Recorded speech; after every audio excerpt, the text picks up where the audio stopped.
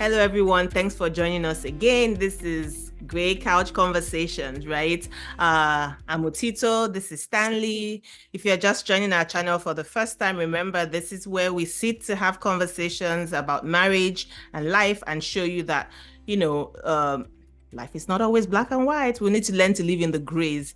So for today, we are so glad to have this power couple on the couch. We've known them as friends for a long time, but recently got to connect better with them, both from a business and personal perspective.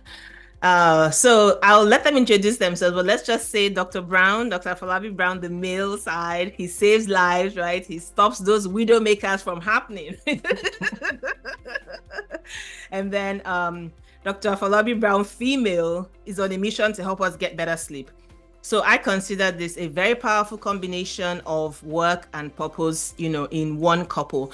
But I don't want to spill the beans before it's done. So let them introduce themselves by themselves. Take it away. So take it away. Thank you so much for having us. I'm going to just start by saying I save lives too. Okay? And we'll get into why, because without sleep, I love it. The widowmaker is almost a certainty. So that's science. But thank you so much for having us. Yeah. Thank you so much. My name is Funke Afolabi-Browns, and I am a wife of one, a mom of two, okay, a child of God. Yes. And a physician, an entrepreneur, and and I'm really excited to be here. We're excited to have this incredible Grey Couch conversation. We were going to try to sit on our Grey Couch too. Yeah, I know. Okay. We'll have it here. So thanks for having us. Yeah. We have a great background. Yes, that helps. Well, I'm Yinka Afolabi-Browns, and married to Funke Afolabi-Browns. In case you didn't guess that. Yes, I'm a cardiologist. I practice in a hospital in Philadelphia. Thank you so much for joining us again. Hold up. How long have you guys been married? So I don't know if you get this. It's so interesting. Whenever people ask us that question, Funke will just glance over at me. It's almost like it's like a test. Like, let's see. It is absolutely like yes. I never answers. And she'll just be looking at me. Like, oh So yeah. so we've been married, what now? Like 18 years, going to be 19 in November, actually. Wow. And before that, we were dating for at least like 3 to 4 years. About before that. 3 years. Yeah. Well, depending on whose story you're going by. He said 3, I think 4, but we'll get there. Okay. So that leads us into our next question, though. As in, so kind of tell us your story, how you guys met, those 24 or 23 years ago, depending on whose story. So I'll go with my story because it's longer. So I would say I will never forget the first day I met him. I'd seen him around, good-looking guy. This was in medical school. Yeah, sure. And he was a year my senior. I had a crush like it was going out of fashion. Oh. I was just positioning myself any way I could. We attended the same fellowship. Oh my God, but it didn't even notice as far as I'm concerned. I tried, showed up, all that stuff. And I remember I told one of my friends, I said, I'm going to marry that guy.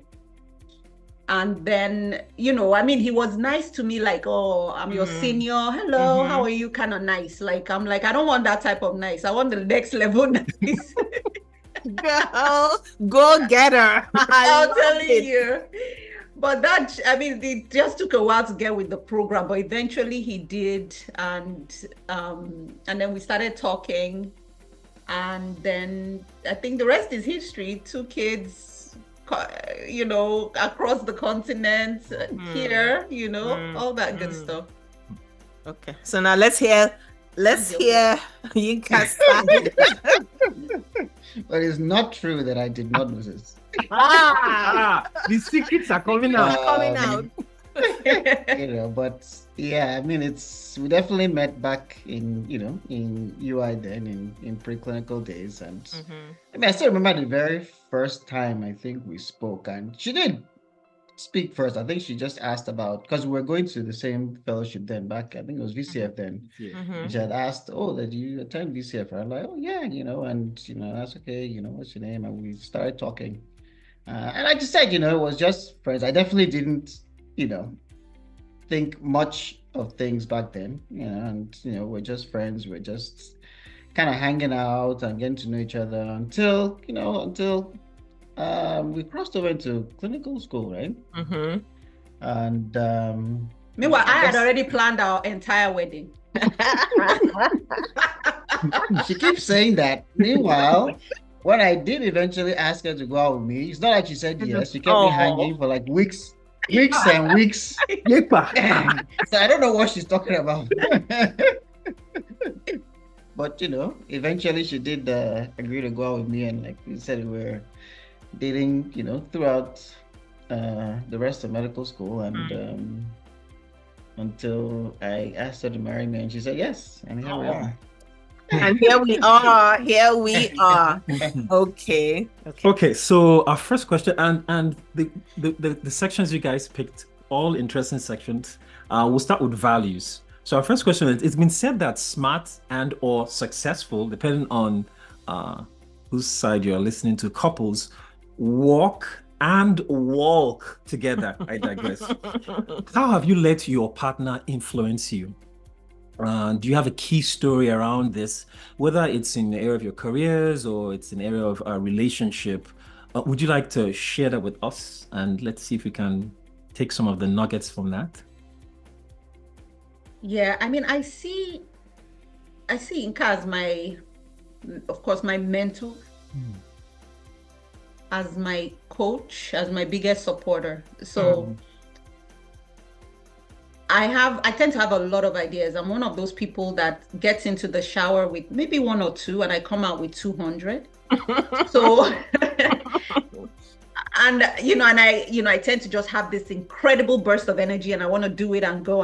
And so it's been like a constant safety check in terms of the kind of decisions I make, because I know, like, sometimes I'm a bit too hasty. I'm not listening to the Holy Spirit, I'm not listening to him, and then at the end of the day we're like, how did we get here? So I think I've learned over the years to pause, to pray before making decisions, and then to just check in with him to see, and and just really listen to that wisdom. Maybe an example would be like, before I became a sleep physician, I had done pediatrics training, and then pulmonary as well. And then, I was already working. I was fine. We were doing okay. And then I made that, I wanted to go back and do a sleep fellowship, which meant, of course, a ginormous pay cut.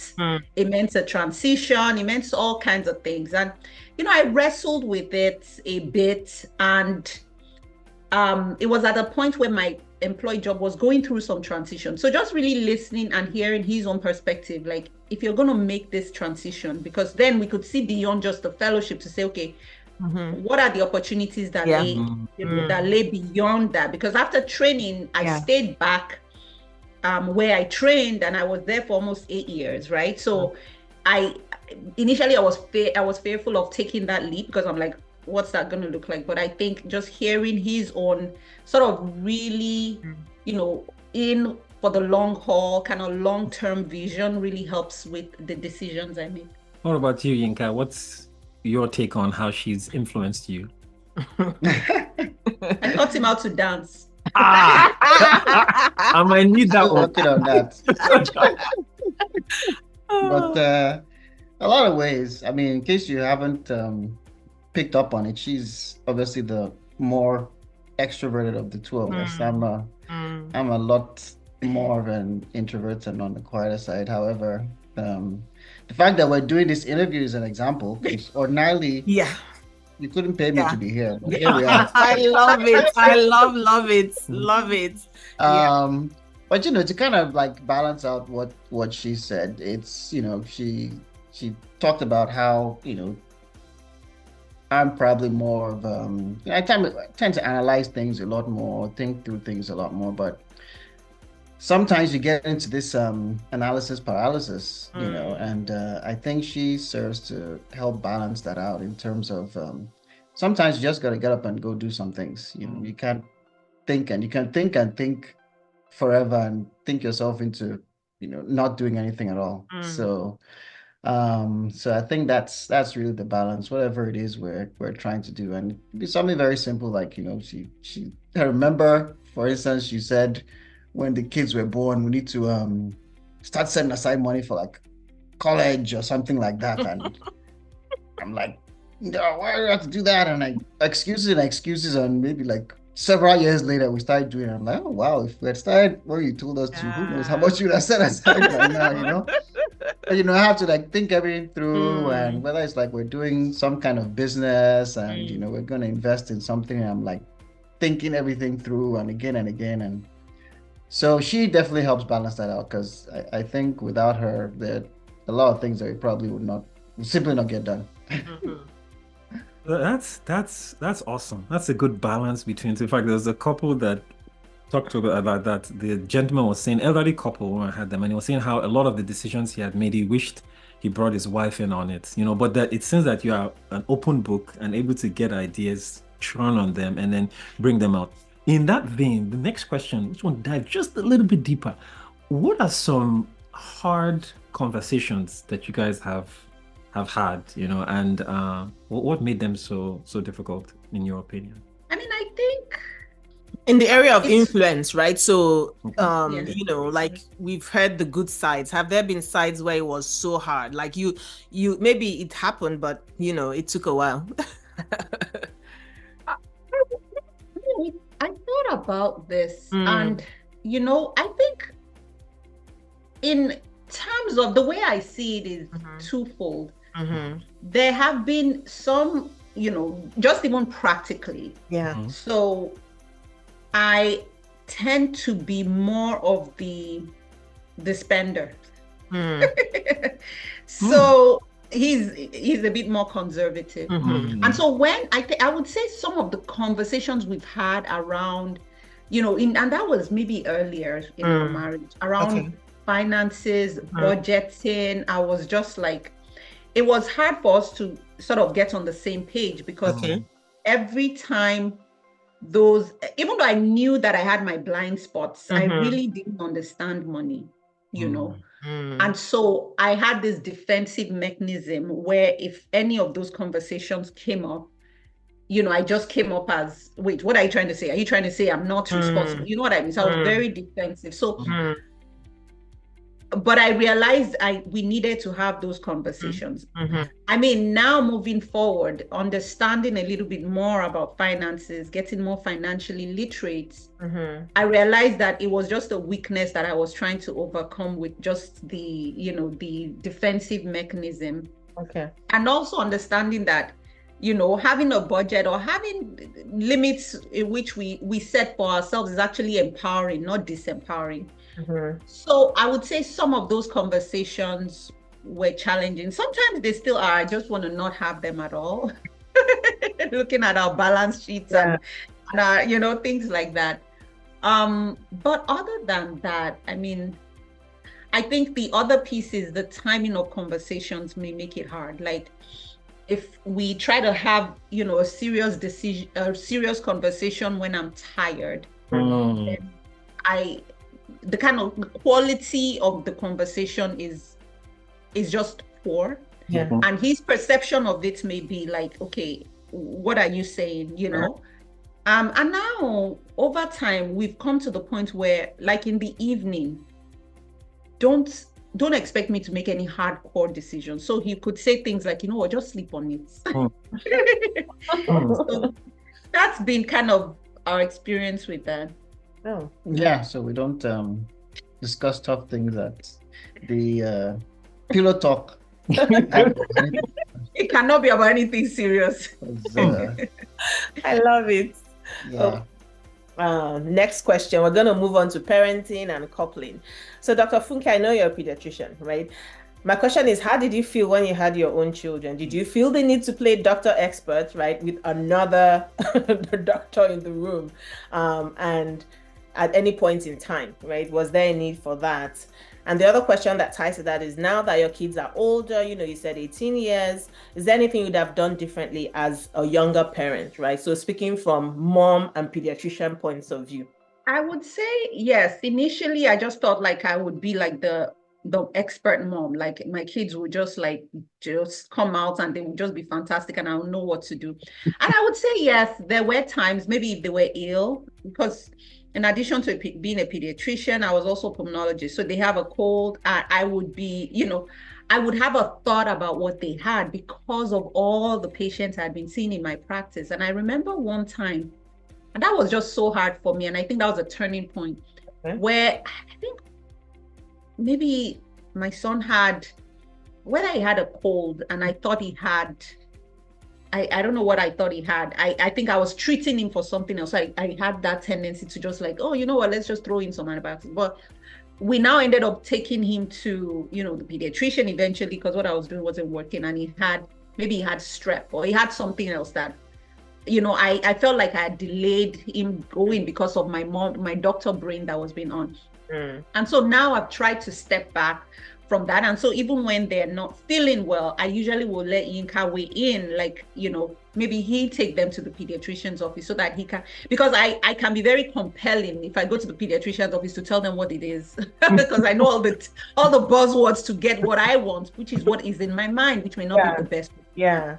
So that's been a balance, I've kind of worked on striking. I still, sometimes I still deviate, especially because I see the worst of the worst. So they have something, I'm like, you'll be fine, but maybe if they were in a different household, they would have been knocking on the pediatrician's door more frequently. I don't know.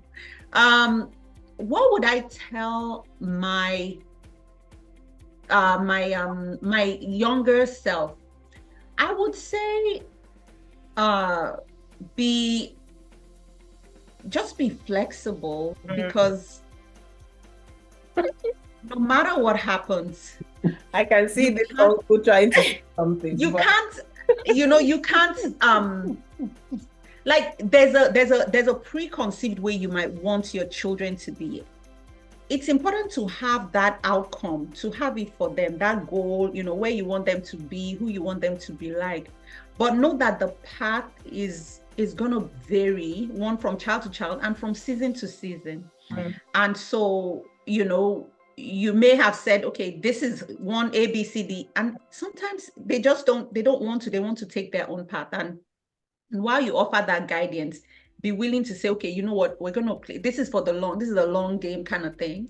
And so we're going to play with that in mind. And so that's where that flexibility comes in. I mean, there's certain values, there are things that you're not going to deviate from.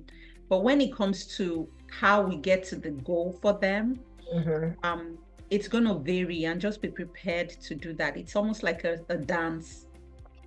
Oh, and then the other thing I was going to also say is, you can't they're their own individual. You can't necessarily change. You can't change them. Just like when you get married and you think, oh yeah, let me marry him and just work on him a little bit, he's going to change, and they don't change. The same way, because every person has their inherent build, right? They may have some tendencies that are similar to you. You can't change them, but you may be able to influence decisions they make. That may hopefully bring about change, especially if it's change for good. So when we know that, we don't internalize, certain things because we're not seeing it play out the way we want it to play out. This advice is now, Mil, sorry, Dr. Brown. What advice would you give to husbands and men regarding the states of our heart? Now, in recent times, there have been a lot of our peer groups that have passed untimely. I mean, all of us can think of one or two people that was before that time. And what happened? Oh, had a cardiac event. We don't talk about this enough. Both physically and also spiritually. And I'll add this tidbit in, knowing that it takes a healthy heart to be active sexually. Okay, maybe that will get attention of people are not paying attention to the first set of the questions. But in your experience, as in, I mean, what are things that men of our age and all men really should be paying attention to, both here in America and I'll add even back home. Yeah, and that's a good point actually, because obviously the heart, like you said, is critical for everything, for sex and everything else. And mowing the lawn, shoveling snow. It's interesting because it's funny because people don't like to talk about that, and that's a question that I get from some of my patients at times. And you can tell, how uncomfortable they are with it when they're about to ask Yeah. it, like, doctor, Yeah. there's something I need to ask you. I know it's always funny when it's like the husband and the wife are there, and the husband is asking, and the wife is like bending her head down and blushing, but it's important, it's something that we should discuss, especially people who have heart issues. But even with that, in terms of preventing things, so it's a lot of things that, a lot of us know we should be doing and we're not doing. So it's lifestyle, so diet, watching, what you eat.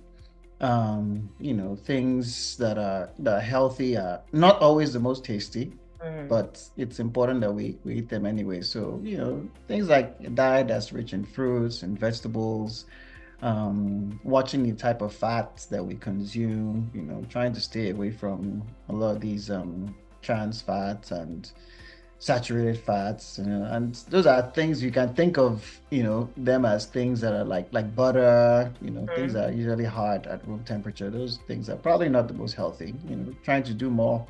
And they're healthy sources of fat, right? Things like, like the types of oils that we use, things like olive oil and canola oil are much better than like things like palm oil, which we probably use, especially, in some of the meals that we prepare as well. And also, types of proteins that we eat, you want to do, more of things like white meat, things like fish, as opposed to beef. So, and again, it's not like you can't eat. There's anything you can't eat, but it's more about moderation. Yeah. Right? Love it. And then things like physical activity too. It's so important, in general, trying to exercise. And it's something that even I struggle with for a while. And in fact, I remember the day I really had to change was when I was seeing, because sometimes doctors, we don't take care of ourselves as much as we should. But I was talking to my primary care doctor, and I went to my primary care doctor after a number of years, and he asked me how much I exercise. And I actually said, I actually don't have a regular exercise regimen. And he said, but you tell your patients to exercise, right? And that really hit me, because I tell every single one of my patients to exercise. But yeah, I was doing this and I wasn't really exercising. So, and that was a number of years ago. So now, I exercise almost every day. But it's one of those things that you kind of have had knowledge about, but you don't necessarily implement. Obviously, other things you want to keep in mind are, like salt, especially for people where we're from, because a lot of high blood pressure comes from that. And then other things, trying to stay away from alcohol, smoking. All those things can really adversely affect your heart health. So, those are really the key things in terms of lifestyle. And you want to try to pay attention to your health in terms of getting checked. And going to see a doctor. You don't want to assume that you're healthy. There are so many people that you meet for the first time, and you find that their blood pressure is through the roof, and they never knew they had hypertension, right? Because they never checked. That's why they call it the silent killer. It doesn't hurt; it just kills. So things like that, you want to pay attention to your health, and see somebody and get some good advice as well. You've heard it from the source. I feel like the thing is, these things they're simple, right? But just hard, right? Simple, hard. But it's in the doing that you kind of get there. I think my question, again, sorry to our audience, we're not trying to turn too technical, but how do people know, for instance, like, how some people go to the hospital and say, oh, your arteries are 50% blocked. Like, is there anything that gives you insight into, that blockage? Yeah, the most common thing would be chest pain. Okay. Right? So people have chest pain, especially with activity. So when they're doing things. Okay. Because whenever your heart needs more blood and it can't get that blood, the way it responds, most people is pain. Now, oftentimes some people don't have have pain. So some people could just be they just feel tired, they're just sweating and things like that. And chest pain is the most common. So that's something that you want to pay attention to. Okay, that's what I was You going definitely don't want to ignore that. So don't ignore chest pain, everybody, right? We want our hearts to be healthy. Thank you so much. So now, Dr. Funke, back to you. Did you all hear me say she was what, doubly, triply certified? I love it.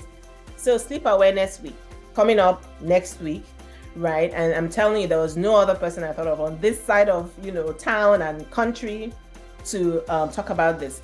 So I want you to tell us about sleep as it affects the whole marital experience, right? Because the Grey Couch is about, relationships. Why do we as couples and parents need better sleep?